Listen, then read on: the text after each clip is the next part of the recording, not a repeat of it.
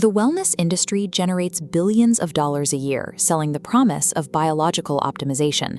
But look closely at the supply chain, and you'll find a market filled with unregulated illusions. When independent researchers test off-the-shelf formulas, they consistently find that the majority of them completely lack the active molecular ingredients listed on the label. You pay for a chemical compound, but you end up ingesting cheap, inactive fillers. Take creatine. It is one of the most thoroughly researched and scientifically validated biological compounds ever discovered for human performance. Yet because of lax manufacturing oversight, bad actors easily hijack it, cutting the powder with worthless additives. To bypass this marketing trap, you have to verify the chemical matrix yourself. That means looking for two specific markers: a third-party NSF certification to confirm there are no trace contaminants, and a verified source label, like Creapure from Germany, which guarantees the absolute purity of the molecule. If you aren't aggressively auditing the supply chain before buying, you aren't actually optimizing your biology. You are simply paying a premium for unregulated chalk. But let's say you do everything right. You source the pure compound and start taking it.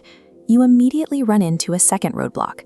The traditional medical establishment is calibrated to misread the chemical markers of a highly optimized body. It happens routinely during an annual checkup. A patient goes in for standard blood work, and the results show elevated levels of a compound called creatinine. To a general practitioner, this is an immediate red flag. When you supplement with creatine, it enters the muscle cell, drawing in water and volumizing it. A harmless byproduct, creatinine, leaks into the bloodstream. When this data hits a medical form, the elevated creatinine artificially drops the eGFR score, falsely signaling kidney organ failure. The doctor sees this false positive and immediately commands the patient to stop taking the supplement, effectively ordering them to shut down their own biological optimization. The mainstream medical infrastructure is so rigid that it routinely misdiagnoses the healthy, active markers of enhanced cellular performance, treating them as a disease state. If it's not a danger to your kidneys, what does it actually do? Society has associated creatinine exclusively with men looking to add mass, like the bodybuilder in this portrait. We need to discard that outdated stigma to understand its true biological function, preserving your cell's raw energy currency, known as ATP. To see how powerful this is, look at the brain. At rest, a healthy human brain synthesizes all the creatine it needs to function. But the moment you introduce the intense, unrelenting demands of our high-pressure modern life, that fragile biological homeostasis violently shatters. We constantly force our cognitive mainframes into overdrive.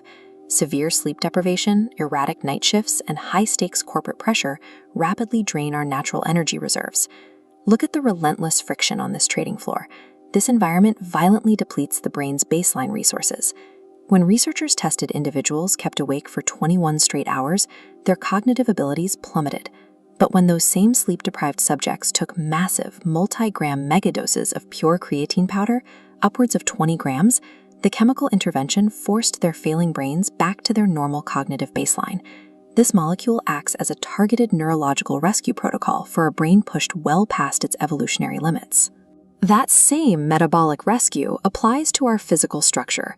Many people believe that regular cardiovascular exercise, like a daily run or a spin class, is enough to protect the body against the wear and tear of aging. This chart shows what actually happens. Starting around age 40, a standard sedentary adult begins a rapid, guaranteed downward trajectory, losing critical muscle mass and skeletal integrity at a rate of roughly 1% per year. But when you introduce mechanical stress through weight training and combine it with chemical optimization, that trajectory changes completely. The rapid decline flattens out into a stable plateau. This works through a critical microscopic process called osmotic defense. The compound draws water directly into the muscle tissue. That swelling physically triggers cellular protein synthesis, which helps maintain the surrounding architecture, effectively halting the loss of bone mineral density in highly vulnerable areas like the hips. Walking on a treadmill won't stop your skeleton from deteriorating. True physical longevity requires you to actively override the body's natural aging process through deliberate chemical and mechanical intervention. We are now using a microscopic molecule, first discovered in 1832, to artificially maintain our cellular energy. We deploy it specifically to survive environments that human biology was never designed to endure. The scale of the modern extremes we subject ourselves to is staggering.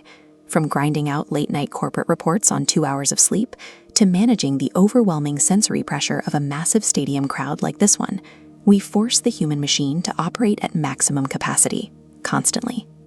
We place these brutal demands on our physiology, yet we still hold on to the ultimate biological goal, living to be 120 years old, highly functional, and completely free of disease. This brings us to a final question. Are we using these advanced biological protocols to take a legitimate evolutionary step forward towards superhuman longevity? Or are these optimizations just a temporary biomedical crutch, a necessary chemical hack to keep ourselves from completely collapsing inside a high-pressure, totally unsustainable modern society? You have to decide which reality you're actually living in. Subscribe to the CEO Brief and comment your raw truth below.